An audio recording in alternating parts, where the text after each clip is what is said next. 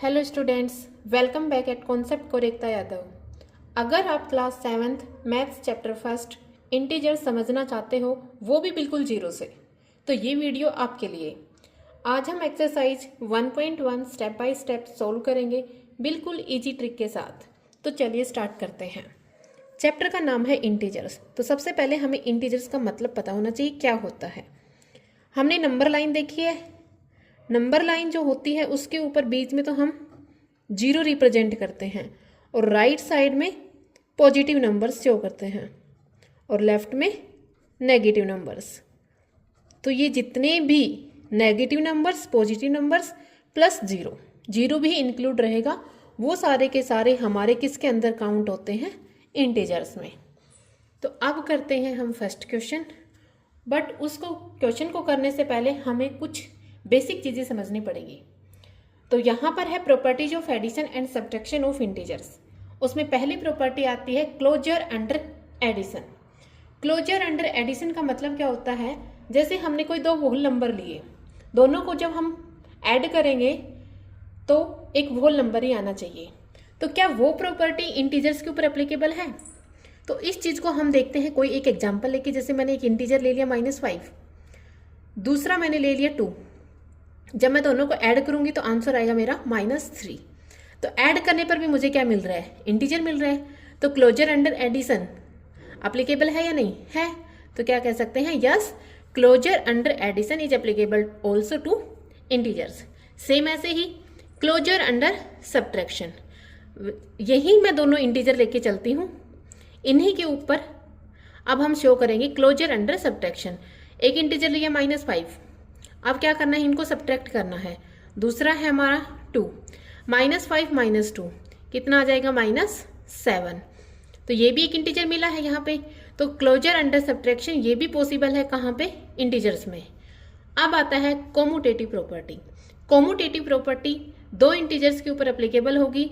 और ये क्या होती है? ये होती है जब भी हम कोई भी दो इंटीजर्स को प्लस करेंगे, उनके ऑर्डर को अरेंज कर करके रीअरेंज कर देंगे, तब भी वो हमारा क्या आना चाहिए? सेम आना चाहिए। तो वो होती है हमारी कोमुटेटिव प्रॉपर्टी। दैट इज कह सकते हैं हम a + b = b + a। ठीक है। सेम मैं यही इंटीजर ले लेती हूँ।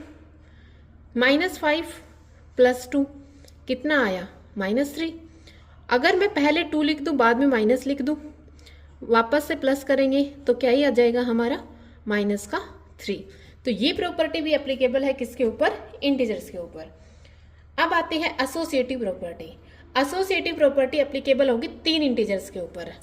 अगर मैं जनरल फॉर्म देखूं इसकी, तो वो होगी a + b + c = a + b के ऊपर ब्रैकेट लगा देंगे और c को अकेला छोड़ देंगे। वही सेम है, ब्रैकेट पहले सोल्व करेंगे, मतलब पहले b और c को ऐड करेंगे, फिर उसमें ऐड करेंगे a को। जो हमारा आंसर आएगा वो a + b को ऐड करेंगे एक साथ पहले, फिर बाद में c ऐड करेंगे। दोनों के केस में अगर सेम इंटीजर आता है, सेम, तो उसको हम बोल देते हैं वहां पर एसोसिएटिव प्रॉपर्टी क्या होगी? एप्लीकेबल होगी। अब आता है additive identity, last property. Additive identity मतलब वो होती है जब भी हमने कोई एक इंटीजर लेते हैं और जब हम उसमें ऐसा क्या प्लस करें कि वो हमें सेम ही इंटीजर मिल जाए। तो जीरो ही एक ऐसा इंटीजर है जो हम किसी भी इंटीजर में प्लस करने पर वही सेम इंटीजर हमें क्या मिलेगा? आंसर मिलेगा। तो एडिटिव आइडेंटिटी भी एप्लीकेबल है किसके ऊपर? इंटीजर्स के ऊपर। तो अब स्टार्ट करते हैं फर्स्ट क्वेश्चन के साथ। Write down a pair of integers whose some is -7। हमें एक पेयर ऑफ इंटीजर ऐसा बताना है, अगर हम उन दोनों इंटीजर्स का सम करें तो हमें क्या मिले? -7। जैसे मैंने ले लिया एक तो -8, अगर मैं इसमें +1 करूं तो हमें मिलेगा -7। इसमें एक ही पूछा है। ऐसे ही हम बहुत सारे एग्जांपल ले सकते हैं, जैसे -2 + 2 करेंगे तो -7, ऐसे ही -10 + 3 -7। ऐसे हम बहुत सारे एग्जाम्पल बन जाएंगे। तो जो सेकंड क्वेश्चन है उसमें पूछा है डिफरेंस है वो -10 होना चाहिए। मतलब अब हमें दो इंटीजर लेने हैं और दोनों का डिफरेंस क्या आना चाहिए? -10। दैट इज मैंने एक लिया -12, डिफरेंस करना है तो बीच में माइनस साइन, और दूसरा ले लिया मैंने -2, तो यहाँ पर आ जाएगा -10। जैसे इसी में अगला एग्जाम्पल है, जैसे मैंने ले लिया -14, दूसरा इंटीजर ले लिया -4, और जब दोनों का डिफरेंस निकालेंगे तो क्या आएगा -10। ऐसे ही अपनी तरफ से और भी कोई दूसरा एग्जाम्पल लेके शो कर सकते हो। अब करते हैं second question. Right a pair of negative integer वुच difference gives 8। हमें दो नेगेटिव इंटीजर्स लेने हैं और उनका डिफरेंस क्या आना चाहिए 8। तो मैंने एक तो ले लिया -2 और डिफरेंस लेना है तो बीच में माइनस साइन, और दूसरा भी नेगेटिव इंटीजर ही लेना है, तो ये हो जाएगा। तो यहाँ पर आ जाएगा -2 माइनस माइनस क्या हो जाता है +10। जब हम दोनों को सोल्व करेंगे तो आ जाएगा 8। अगला है right A negative integer and A positive integer वुच some is -5। एक नेगेटिव इंटीजर लेना है और दूसरा पॉजिटिव इंटीजर, और दोनों का सम करना है, वो सम आना चाहिए हमारा -5। तो इसमें नेगेटिव लेना है तो वो हो जाएगा हमारा नेगेटिव -8, और पॉजिटिव लेंगे तो +3। दूसरा मैंने पॉजिटिव ले लिया और उनका सम करेंगे तो कितना आ जाएगा -5। अगला क्वेश्चन है right A negative integer and A positive integer. एक नेगेटिव लेना है, दूसरा पॉजिटिव लेना है, और जो दोनों का डिफरेंस है वो आना चाहिए -3। एक नेगेटिव लेना है मतलब मैंने ले लिया -2, डिफरेंस निकालना है, उसके बाद एक लेना है पॉजिटिव, हमने ले लिया +1। उसके बाद जब हम दोनों का डिफरेंस है वो हमारा आना चाहिए -3। ये आ गया। ठीक है, अब करते हैं next question. In a quiz team A scored -40, 10, 0 and team B scored 10, 0, -40 in 3 successive rounds। एक क्विज हुआ, उसमें टीम ए ने ये कुछ स्कोर किए हैं -40, 10 और 0, टीम बी ने स्कोर किया है 10, 0 और -40। अब हमें बताना है कौन सी टीम ने ज़्यादा स्कोर किया है, और क्या जब हम इसको सोल्व करेंगे उसके बाद ये भी बताना है can we say that we can add integers in any order. क्या हम इंटीजर्स को किसी भी ऑर्डर में ऐड कर सकते हैं या नहीं कर सकते।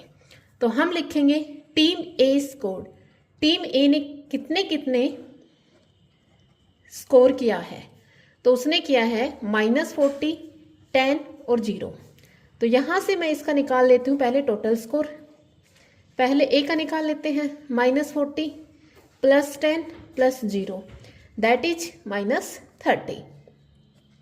अब team B scored, team B ने कितना कितना कितना स्कोर किया 3 सक्सेसिव राउंड में।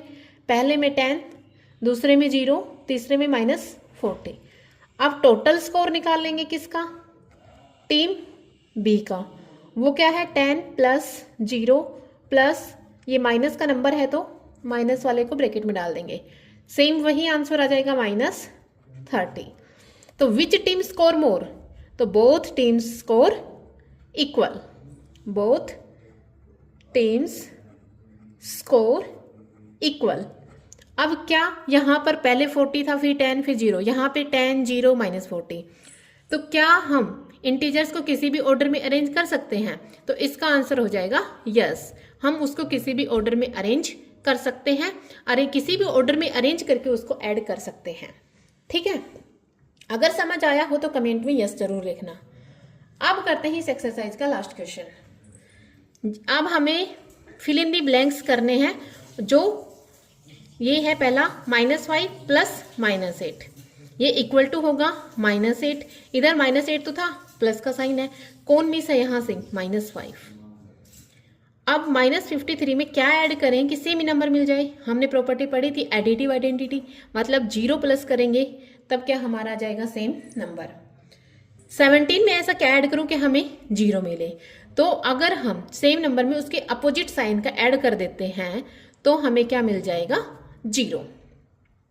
ये वाला आ गया हमारा एसोसिएटिव प्रॉपर्टी का। इसमें पहले किसके ऊपर ब्रैकेट लगा हुआ है 13 और -12, उसके बाद थर्ड नंबर गायब कर दिया। राइट साइड देखते हैं, 13 तो है ठीक है, -12 और प्लस -7, तो यहाँ पर क्या बच जाएगा एक्स्ट्रा, वहाँ पर क्या है -7। अब है लास्ट -4, इसमें भी एसोसिएटिव प्रॉपर्टी है। -4 15 + -3, तो माइनस पहले ब्रैकेट था 15 और -3 के ऊपर, अब ब्रैकेट लगा दिया -4 और 15 पे, बच कौन गया लास्ट में -3। अगर वीडियो हेल्पफुल लगी हो तो लाइक, शेयर और सब्सक्राइब जरूर करें।